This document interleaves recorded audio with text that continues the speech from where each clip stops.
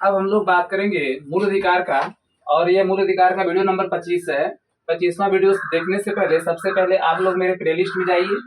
ठीक है, प्लेलिस्ट में जाकर के पहले 24 वीडियो देख लीजिए। और इस वीडियो को देखने से पहले सबसे पहले इस चैनल को तुरंत पहले सब्सक्राइब कीजिए। ठीक है, सब्सक्राइब करने के बाद तब लाइक कीजिए। और लाइक करने के बाद जो है अंत में वीडियो को पढ़ने के बाद कमेंट बॉक्स में आकर के कमेंट कीजिए। ठीक है, अब हम लोग बात करते हैं इसमें जो है अनुच्छेद 34 है। इसके पहले 24वें वीडियो में अनुच्छेद 33 बताया गया है। ठीक है, तो हम लोग इस समय देखेंगे 25वां वीडियो देख रहे हैं। इसमें बता रहा है कि अनुच्छेद 34 जो है क्या कह रहा है, अनुच्छेद 34 मार्शल लॉ एवं मूल अधिकार। ठीक है, इसमें जो है मार्शल लॉ कानून और मूल अधिकार के विषय में बताया गया है कि क्या क्या होगा। तो मार्शल लॉ जो है ये कोर्ट, मार्शल लॉ में भी एक कोर्ट मार्शल होता है। ठीक है, कोर्ट मार्शल एक प्रकार से क्या है, सेना का शासन है। ठीक है, यहाँ पर सैन्य शासन की बात की गई है कि कानून व्यवस्था अत्यधिक बिगड़ने पर मार्शल लॉ लगाया जाता है। ठीक है, अगर देश की कानून व्यवस्था अत्यधिक बिगड़ जाए किसी विशेष क्षेत्र में, तो वहां पर ये हो सकता है कि राष्ट्रपति के आह्वान पर जो है लगाया जाता है, राष्ट्रपति राज्यपाल की संस्तुति पर जो है मार्शल लॉ लगाया जाता है। तो उस कंडीशन में जो है यदि मान लो कि पुलिस के नियंत्रण से बाहर हो जाए, मान लो गृह युद्ध हो जाए, दंगा फसाद हो जाए, ठीक है, और पुलिस के नियंत्रण से अगर चीजें बाहर हो जाए, डीएम के बस की बाहर बात हो जाए, तब वहां जो है सैन्य का शासन हो जाएगा। वहां पर डीएम भी काम नहीं करेगा, तो सेना का शासन होगा और सेना के हिसाब से चलेगा। ठीक है, और इसके विषय में आगे हम लोग अच्छे से देखते हैं। सबसे पहले बात करते हैं कि अनुच्छेद 34 से क्या है। अनुच्छेद 34 बताता है कि जहां मार्शल लॉ लागू होगा वहां मूल अधिकार सीमित हो सकते हैं या समाप्त हो सकते हैं वहां पर जो है मूल अधिकार उसके समाप्त हो सकते हैं। जैसे जीवन जीने का अधिकार है, दंगा फसाद हो रहा है, तो ठीक है, तो सेना क्या करेगी, तुरंत गोली मार देगी। अगर दंगा फसाद हो रहा है, अगर नियंत्रण से बाहर हो रहा है, अगर नागरिक नहीं मान रहा है, तो वहां पर जब सैन्य का शासन होगा तो मिलिट्री क्या करेगी, सीधे गोली मार देगी। अगर वो गोली मार भी देगी, व्यक्ति मर भी जाएगा। तो यहाँ देखते हैं कि मार्शल लॉ के समय सैन्य अधिकारी द्वारा आदेश या दंडादेश को संसद विधि बनाकर वैध घोषित कर देगी, वैध कर सकती है। दंडादेश का मतलब कि मार्शल लॉ जहाँ जिस इलाके में, जिस एरिया में मार्शल लॉ लगेगा वहां सेना का शासन चलेगा, सेना जो कहेगी वही होगा। ठीक है, तो सेना तुमको जो है सजा भी दे सकती है छोटा मोटा, और सेना जो है बड़ा सजा भी देती है, सेना मृत्युदंड भी दे सकती है, यानी सेना तुरंत गोली से तुमको मार भी सकती है। ठीक है, उस कंडीशन में इसके लिए इसको वैध ठहराया जाएगा और इसके लिए संसद जो है क्या कर सकती है, कानून बना सकती है। और इसको ध्यान देना है, आप कोर्ट नहीं जा सकते हैं, ऐसे अधिनियम को चुनौती नहीं दी जा सकती है। यानी कि इस कंडीशन में अगर सेना, मार्शल लॉ के समय आप कोर्ट नहीं जा सकते हैं, सेना चाहेगी तो अगर किसी व्यक्ति को गोली मार दी और व्यक्ति मर गया तो भी उसका परिजन जो है कोर्ट में नहीं जा सकता है। ठीक है, मार्शल लॉ कानून ये कहता है, ये विशेष परिस्थिति में लगाया जाता है। ठीक है, अब इसके विषय में कब कब लगाया जाता है सब बात करते हैं कि मार्शल लॉ कब लागू होता है। यह युद्ध, अशांति, गृह युद्ध, कानून व्यवस्था का अत्यधिक उल्लंघन हो तो मार्शल लॉ लगता है। अगर जो है अशांति फैल जाए, जैसे मान लो जम्मू कश्मीर है, दंगा फसाद शुरू हो जाए, ठीक है, कश्मीर के लोग नहीं माने, दंगा फसाद शुरू कर दे, तो उस कंडीशन में क्या लग सकता है, मार्शल लॉ लग सकता है। ठीक है, इसके बाद गृह युद्ध का मतलब जैसे कि किसी राज्य में आपस में ही दंगा हो जाए, हिंदू मुस्लिम या कोई दंगा हो जाए, वहां पर भी मार्शल लॉ लगाया जा सकता है। इसका कानून व्यवस्था का अत्यधिक उल्लंघन हो तो मार्शल लॉ लगा सकता है। अब जैसे मान लो कोई राज्य है, राज्य सरकार से नहीं संभल रहा है, वहां की पुलिस व्यवस्था नहीं संभाल पा रही है, वहां का डीएम व्यवस्था नहीं संभाल पा रहा है, ठीक है, अत्यधिक वायलेशन हो रहा है, तो वहां पर जो है मार्शल लॉ लगाया जा सकता है। जब मार्शल लॉ लगाया जाएगा तो लोगों के मूल अधिकार को क्या कर दिया जाएगा, सीमित कर दिया जाएगा या समाप्त कर दिया जाएगा। वहां पर तुमको बोलने का आजादी नहीं रहेगा। ठीक है, सेना जैसे कहेगी वैसे सेना के निर्देश के अनुसार चलना होगा। मार्शल लॉ से पहले उस एरिया को सूचित कर दिया जाएगा। ठीक है, सेना जैसे कहेगी माइक से अनाउंस होगा। ठीक है, सेना जैसे कहेगी वैसे ही करना होगा। अगर सेना के नियमों का उल्लंघन करोगे तो उसमें सेना क्या कर सकती है, दंड दे सकती है, सजा दे सकती है और मृत्यु दंड भी दे सकती है। मृत्यु दंड का मतलब सीधे गोली मार देगी। ठीक है, उसके सामने, पुलिस के सामने क्या होता है कि पुलिस के सामने जैसे दंगाई जो होते हैं तो पुलिस जो है गोली का हिसाब देना होता है, सेना को गोली का हिसाब देना नहीं होता है। ठीक है, जब सेना आएगी तो सीधे गोली शूट कर देगी, चाहे दंगाई हिंदू हो चाहे मुस्लिम हो, नहीं देख लेगी कौन है, सिस्टम में नहीं रहोगे ना सीधे सेना मार देगी गोली, और उसके लिए न्यायालय भी नहीं जा सकते, सीधी बात। इसके बाद जो ऐसा क्यों किया था, ऐसा इसलिए किया था क्योंकि कठोर कानून इसलिए बनाया गया है कि देश की आंतरिक सुरक्षा न बिगड़े, देश का माहौल खराब ना हो, ठीक है, अनुशासन भंग ना हो, अनुशासन को बनाए रखने के लिए जो है ऐसा काम किया जाता है।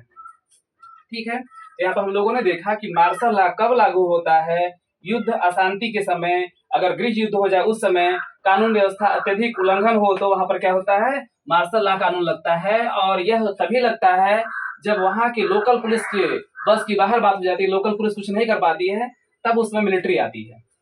आगे बात करते हैं मार्शल लॉ में क्या होता है, सैन्य शासन सेना विधि लागू हो जाती है, यानी मार्शल लॉ में जो है सैन्य शासन यानी सैनिकों का शासन होता है। ठीक है, इसके बाद सामान्य कानून स्थगित हो जाते हैं, जो सामान्य कानून है वो स्थगित हो जाते हैं, उसका कोई वैल्यू नहीं रहेगा, सामान्य कानून कोई काम नहीं करेगा, पुलिस का प्रशासन काम नहीं करेगा, दरोगा का प्रशासन काम नहीं करेगा। ठीक है, क्योंकि प्रशासन किसका काम करेगा, सेना का काम करेगा। सामान्य न्यायालय स्थगित होगा, जिला कोर्ट में तुम्हारा कोई सुनवाई नहीं होगा, सीधे सीधे बोल दिया गया है कि जब मार्शल लॉ लागू होगा तो सामान्य न्यायालय भी स्थगित हो जाएगा, नहीं तो जिला कोर्ट में जाकर के याचिका भी दाखिल नहीं कर सकते हो। ठीक है, इसका आगे कह रहा है कि सेना आदेश दे सकती है, सेना जो आदेश देगी उस इलाके के नागरिक को सेना के हिसाब से क्या चलना होगा। ठीक है, जैसे आसपास।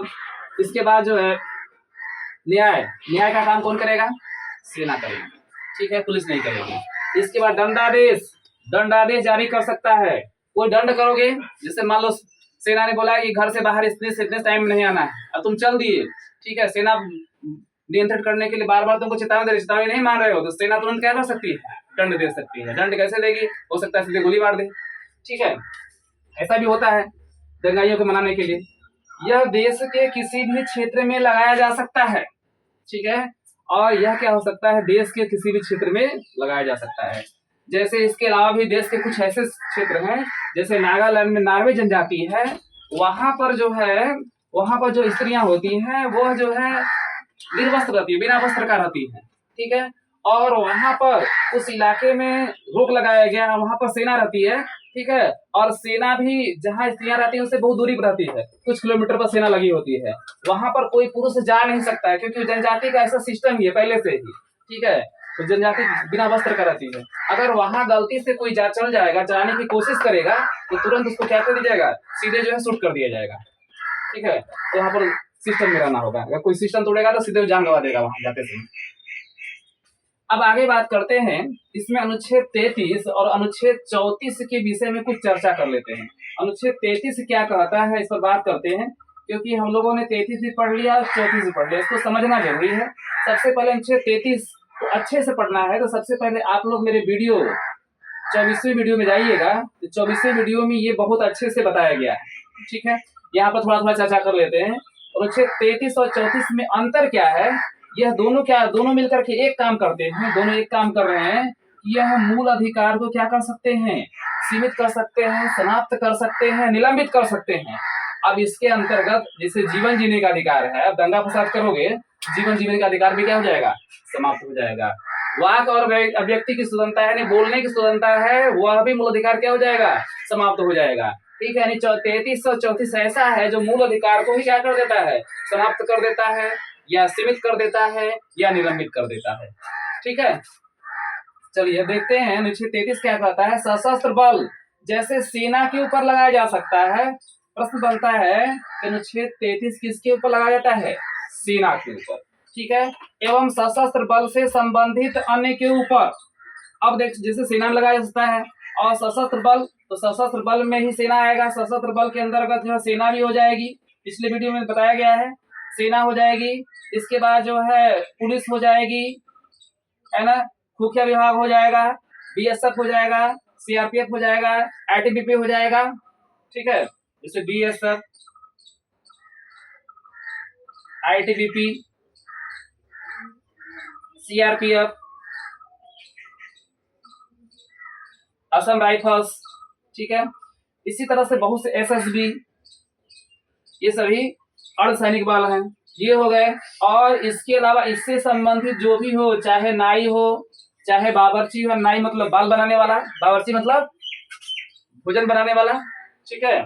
इसके बाद जो है चाहे धोबी हो, चाहे इससे जुड़े हुए जितने भी मजदूर हो, ये सभी लोगों के ऊपर जो है क्या लगाया जाता है, सभी लोगों के मूल अधिकार को सीमित कर दिया जाता है या समाप्त कर दिया जाता है। ये नहीं है कि बावर्ची है कुछ है जाकर के कोई भी बात जो है सेना की बातों को क्या करे, बाहर जाके ओपनली लीक कर दे, बोल दे मुझे क्या है, मुझे बोलने का अधिकार है।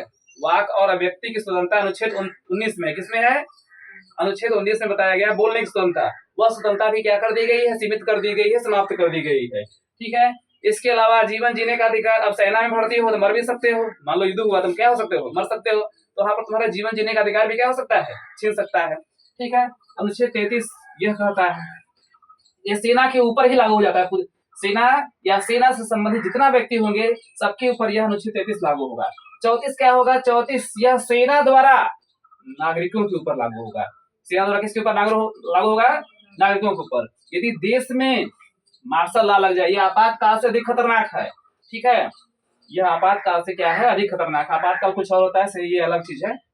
अगले वीडियो में हम चर्चा करेंगे कि मार्शल लॉ और आपातकाल में डिफरेंस क्या होता है, इसके विषय में लोग जानेंगे, ठीक है। मार्शल लॉ जो है ये सेना का कानून है, ठीक है, और इसके लिए जो है कोर्ट मार्शल होता है, इसके लिए सजा कौन देता है, सेना देता है। यह सेना द्वारा नागरिकों के ऊपर लगाया जाता है, यानी नागरिक के ऊपर। अगर जिस क्षेत्र में यह मार्शल लॉ कानून लग जाएगा ना, उस क्षेत्र में जो है नागरिकों के जो मूल अधिकार हैं सीमित हो जाएंगे। सेना चाहेगी, अगर सेना मना करेगी नहीं बोलना है तो नहीं, ये नहीं कि आकर के कोई दंगाई भाषण देना शुरू कर दे, दंगाई भाषण नहीं दे सकता है, उसको सेना क्या करेगी, उसके भाषण के देने की स्वतंत्रता, प्रेस की स्वतंत्रता, सभी स्वतंत्रताओं को क्या कर दिया जाएगा, रोक लगा दिया जाएगा। अगर वह उल्लंघन करेगी तो सेना उसको क्या करेगी, सीधे गोली मार देगी। यानी उसके पहले तो उसके बोलने का अधिकार भी नहीं है, और उसके बाद उसकी जीवन जीने का अधिकार भी क्या किया जाएगा, छीन लिया जाएगा, ठीक है। जबकि आपातकाल में जीवन जीने के अधिकार को नहीं छीना जाता है, ठीक है। अब हम लोग क्या करेंगे कि अब अगले वीडियो में जो है हम बताएंगे कि जो हमारा मार्शल लॉ कानून होता है और आपातकाल क्या होता है, दोनों में अंतर क्या है, ठीक है। आज के लिए बस इतना ही, थैंक्स।